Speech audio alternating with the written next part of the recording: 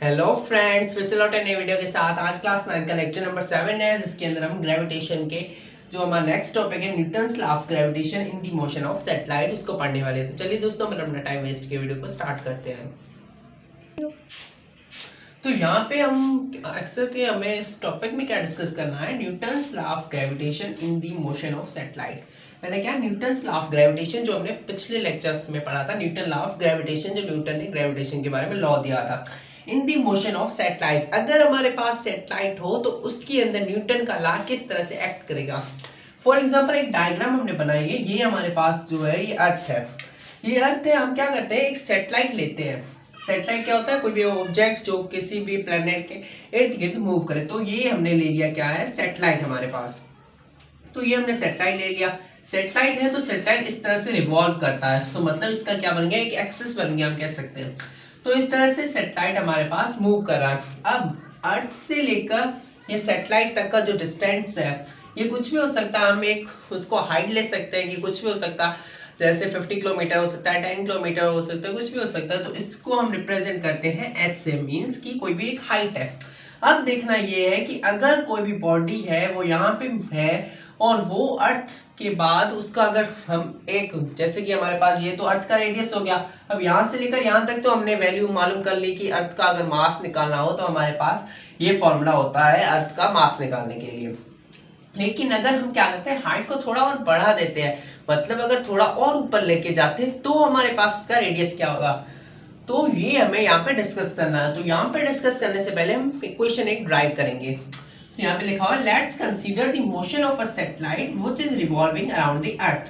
हम क्या डिस्कस करते हैं, सैटेलाइट का motion which is revolving around the earth, जो कि हमारे पास अर्थ के इर्द गिर्द घूम रहा है।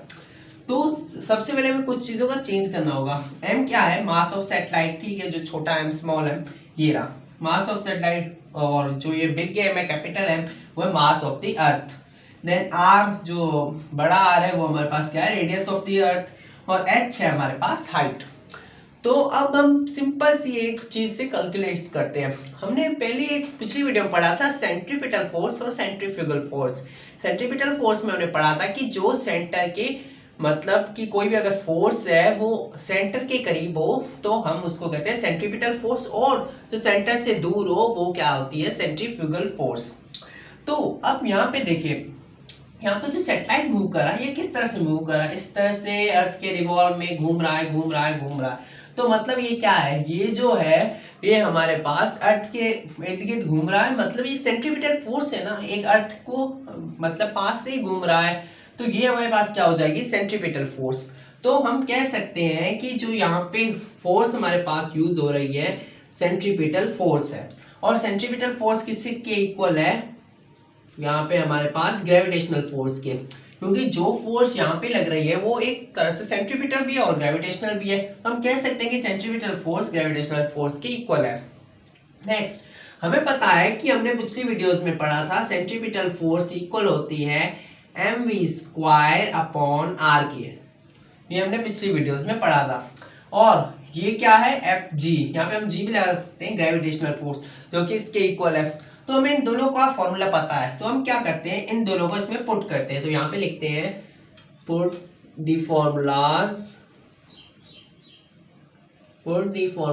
Of forces. यहाँ पे हमने लिख लिया put the formulas of forces. तो यहाँ पे हमारे पास जो भी ग्रेविटेशनल फोर्स और सेंट्रीपिटल फोर्स है, इन दोनों का फॉर्मूला पुट करते हैं।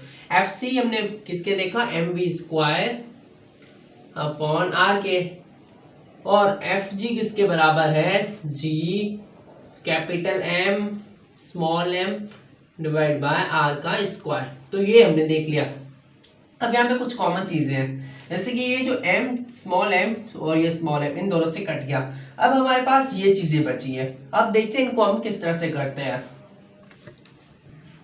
तो यहाँ पे अब हमने इसको बोर्ड को थोड़ा क्लीन कर दिया। अब यहाँ पे देखिए, हमने पहले लिखा था कि Fc बराबर है Fg की, मतलब सेंट्रीपिटल फोर्स हमारे पास ग्रेविटेशनल फोर्स के बराबर है। तो इन दोनों के फॉर्मूला, सेंट्रीपिटल फोर्स इसके इक्वल होती है, सेंट्री और ग्रेविटेशनल फोर्स इसके इक्वल होती है। तो इन दोनों को हमने यहाँ तक हमने पिछले जो बोर्ड था उसमें कर लिया था। अब यहाँ पे देखिए, ये जो m है और ये m है, ये सेम जगह पे है, तो ये कट जाएंगे। इसको हम सिंपली भी कर सकते हैं कि ये m यहाँ से मल्टीप्लाई हो रहा है तो यहाँ पे जाएगा डिवाइड हो जाएगा, यहाँ पे सेम आ जाएगा, कट जाएगा, हम डायरेक्ट भी कर सकते हैं। तो हमने इस सेम को इस सेम के साथ काट लिया। अब हमारे पास क्या बचा, V square upon R equal है G capital M upon R square की है। तो यहाँ तक हमने कर लिया। अब जैसा कि हमने बताया, हमने जो पिछली जो डायग्राम बनाई थी उसके अंदर हमने क्या कहा था कि जो हमारे पास अर्थ है, अर्थ के ऊपर हमारे पास सैटेलाइट है जो कि रिवॉल्व कर रहा है। ऐसे ही गोल बना देता हूँ, तो ये यहाँ पे सैटेलाइट इस तरह से रिवॉल्व कर रहा है। हमने कहा था कि ये जो बीच है ये अर्थ का सेंटर है और यहाँ से लेकर अर्थ तक हमारे पास रेडियस और एक हमने हाइट एक्स्ट्रा जो है वो ऐड की थी, तो वो क्या हो गया h। तो अब टोटल हमारे पास रेडियस क्या हो गया, यहाँ से लेकर यहाँ तक, तो यहाँ से लेकर यहाँ तक हमारे पास एक पूरा रेडियस हो गया और वो इक्वल होगा r प्लस एच। मतलब ये r जो है अर्थ का रेडियस, h जो हमने एक्स्ट्रा हाइट लगाई वो। तो यहाँ पे r की जगह हमें लिखना होगा r प्लस एच।